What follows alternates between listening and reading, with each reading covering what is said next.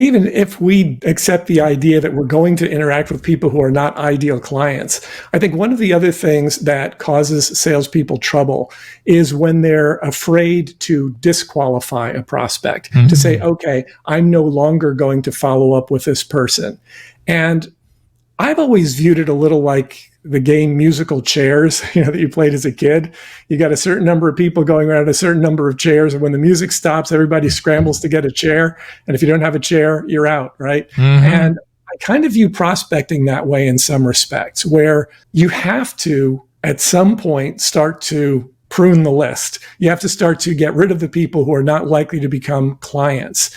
And if you're afraid to do that, then you will continue to leave the same number of chairs and the same number of people. Yes. And if none of them are buying, it's not going to work well. Increase sales, improve margins, and grow your business. Guaranteed. Top secrets of marketing and sales. Now, David Blaze. Hi, and welcome to the podcast. In today's episode, co-host Jay McFarland and I will be discussing letting ideal clients know you're alive. Welcome back, Jay. Hey, so good to be here, David. And I think this is, again, such an interesting topic. I find that I'm so caught up in the daily, just taking the calls, and squeaky wheel gets the grease. And some of those ideal clients kind of go by the wayside sometimes.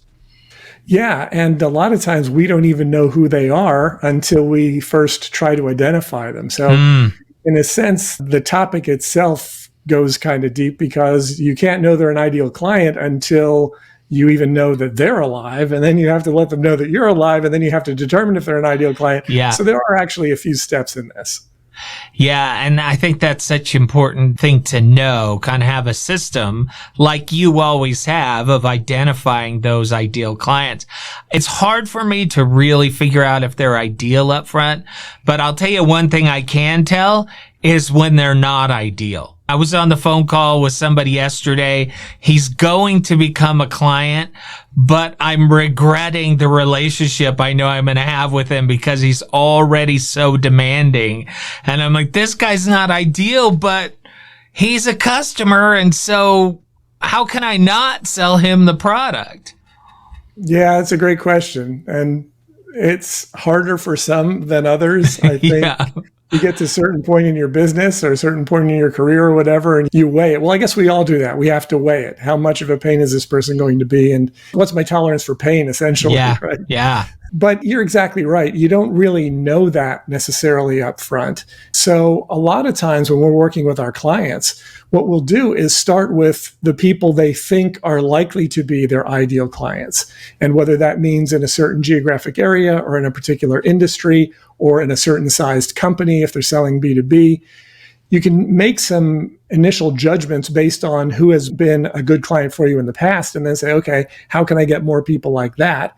And then when you're introducing yourself to those people who meet those similar criteria, as you're having those conversations, you can then start to make those determinations about whether or not they are an ideal client or if they just sort of fall in that general ecosphere of people who could potentially be ideal clients, but maybe aren't. Yeah, exactly. And not just finding new ideal clients, turning your existing ideal clients into more business. Because if they were ideal the first time, if you can keep that to be a generating ongoing revenue source and relationship, man, I'd rather do that every day than deal with the other type of customer. Yeah, no question. And when you get to the topic we started out with, which is letting ideal clients know you're alive, that does go for your ideal clients as well. The ones that have been buying from you for a long time, the ones that you already know are ideal. Sometimes it's just about remaining in touch with them, staying in front of them, remaining top of mind with the people that you already know are your ideal clients. And that's something that not everyone does. Sometimes the allure of future business is so strong that it pulls us away from the people that we know buy from us, trying to bring new people through the door. So there's definitely a balance that comes with all that. Yeah, absolutely. So what would you say? I kind of have an idea in my mind. How would you describe in your business the ideal client?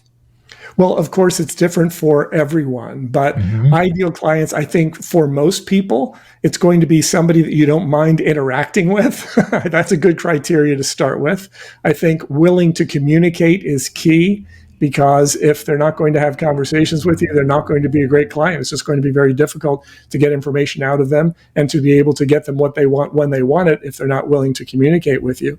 So likable, communicative, and ability to buy. Do they have the ability to spend money on the products they want? Some people are really nice to interact with. They're very pleasant, but they just don't have the financial wherewithal, or they don't have enough of a desire to be able to invest the money to be able to become a really good client. I mean, those are just some of the criteria. But like I said, it's different for everyone.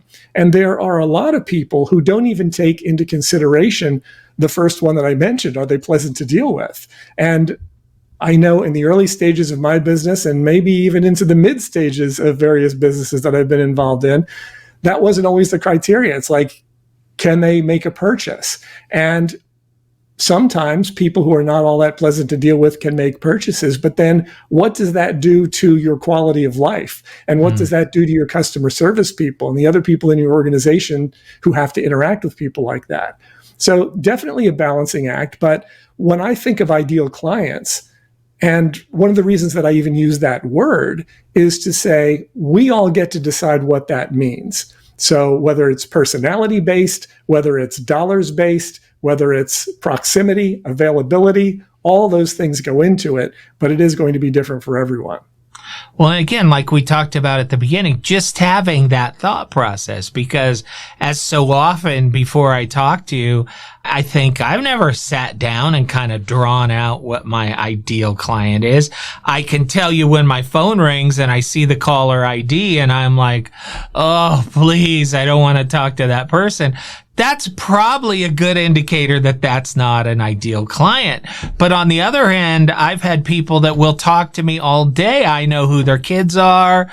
You know, I know everything about them, but they never purchase, but they love to talk to me. So on both ends of that spectrum, I don't have an ideal client.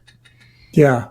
But you probably are forming an idea even now, because just based on what you said, it's like, oh yeah, there's that person that talks a lot and doesn't buy. And there's that person that's rude and obnoxious and does buy. Neither of them are ideal clients. So where's the middle ground? And there are very likely clients that you have.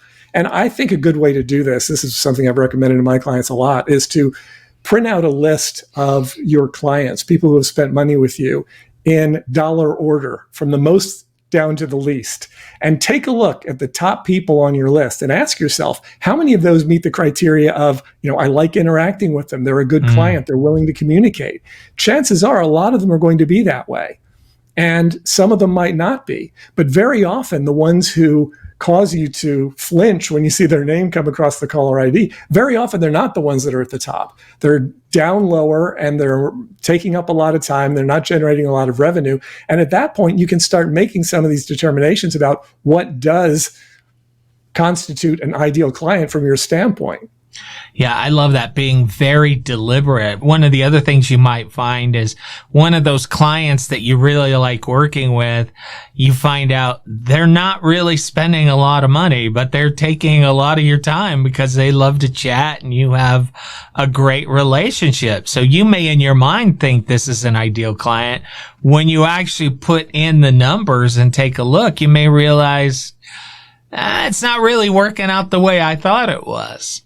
Yeah, you may also realize that somebody that you think of as an ideal client is actually a former client. Like they might not have purchased from you in years, but you like them so much that you tend to want to think of them as a client. And that's an important distinction to make, because if you just like talking to them, that's great. Don't stop talking to them, but also don't make the mistake of thinking they're a client if they haven't purchased from you in a really long time. Yeah, someday, somewhere in the future, they're going to purchase again, and they're just not planning on it. They've moved on, or they needed your service one time, and you built a relationship with them, and that's it. That's all you're ever going to have is a relationship, but not a financial one. Yeah, and as salespeople, we're all prone to this. There are people we Yeah. like, people we enjoy interacting with. It's like, oh, well, at least I'll be able to have a nice conversation here. And even if we don't think that objectively, it's going on in the back of our mind, oh, I like talking to this person. And if it doesn't result in business, well, that's okay because I like this person or whatever. But it's just good for all of us to have a really clear idea of what is our purpose for picking up the phone, for visiting the person, for texting them or emailing them, however we're getting in touch. What's the purpose of the communication? If it's just to have a nice conversation, that's fine, but try not to think of that as actually being a business call. Well, yeah, because most of us, if we're on the phone, if we're taking the time to pick up the phone and dial somebody, we have a goal, and that is to close a sale.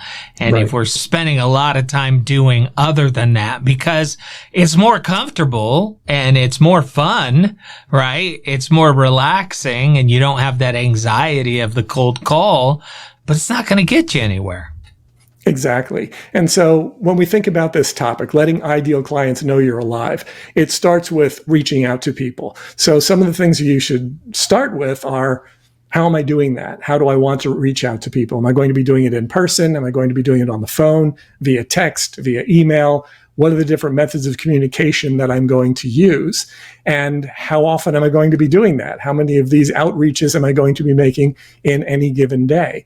And it's always a good idea, whether or not your employer requires it, to have a goal in mind for yourself in terms of how many outreaches you're going to make to new prospects and to existing clients. And that alone can make a huge difference, because if we go with the original tenet of what we're talking about here today, it's that if they don't know you're alive, they can't buy from you. Mm-hmm. And so our goal is to make people aware of the fact that we're here, that we can help, and determine whether or not they're interested in having us help them. And if they are, that's great. You continue the conversation. If not, you can disqualify that person and then be on to somebody who could potentially be an ideal client, maybe as soon as your next conversation.